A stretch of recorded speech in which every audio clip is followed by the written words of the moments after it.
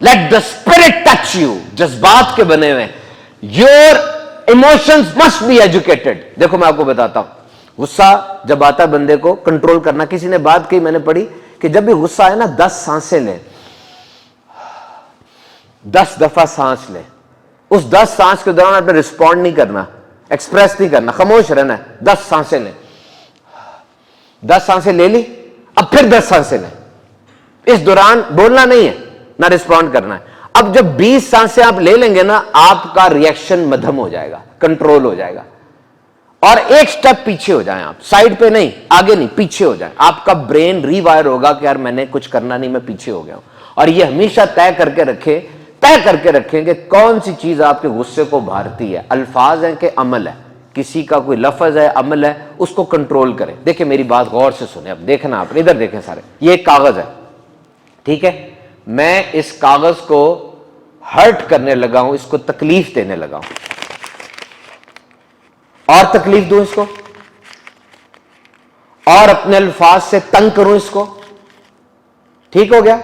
अब sorry sorry sorry sorry, पहले जैसा नहीं रहा ना.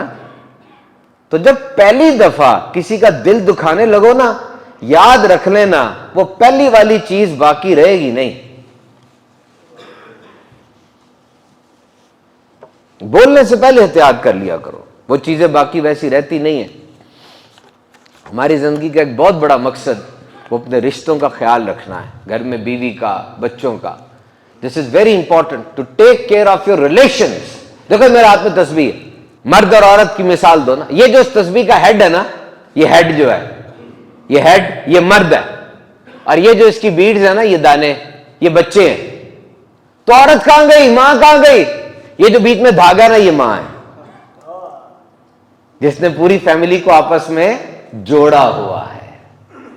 क्योंकि मर्द अगर सर है, हेड है, तो औरत हार्ट है, औरत दिल है.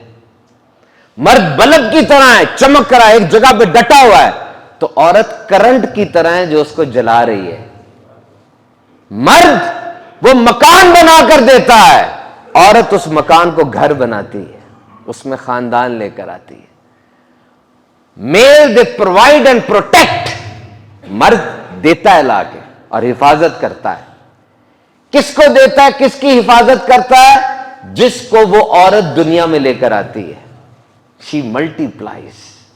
एक जो कॉन्सेप्ट आ गया ना आज सेल्फ का, सेल्फ रिलायंट के, जी मुझे किसी की जरूरत नहीं है, मैं खुद ही सब कुछ कर सकता हूं या कर सकती हूं.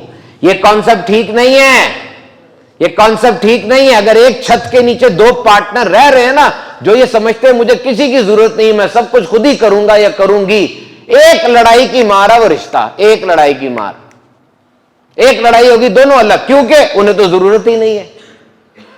No self dependent but interdependent. शौहर ये समझे कि ये मेरी जिंदगी का हिस्सा है, मेरे बहुत से काम इससे वाबस्ता है. और बीवी ये समझे ये मेरी जिंदगी का हिस्सा है, मेरे बहुत से काम इससे वाबस्ता है. अपने मकसद को ना कभी भूलना. मैंने पहले भी आपसे कहा था कि जो रात को फौत हुआ उसको सुबह का नहीं पता था, सुबह के प्लान्स थे उसके. मैं पढ़ रहा था, क्वीन ऑफ इंग्लैंड मरी थी, मलिका बरतानिया, पिछले दिनों वो मरी है. याद है ना, टीवी में बहुत ज्यादा उसका दिखाई थी, रसूमात हो रही थी सारी कुछ. आपको पता है वो 15 मुल्कों की मलका थी, जो कि कॉमनवेल्थ रियाल्स में आती है. 15 मुल्कों की मलका. और उसको जिंदगी में डिस्कंफर्ट यानी कोई बेआरामी, परेशानी या तो बिल्कुल ही नहीं आई होगी या बहुत कम आई होगी, क्योंकि मलका है वो जारी.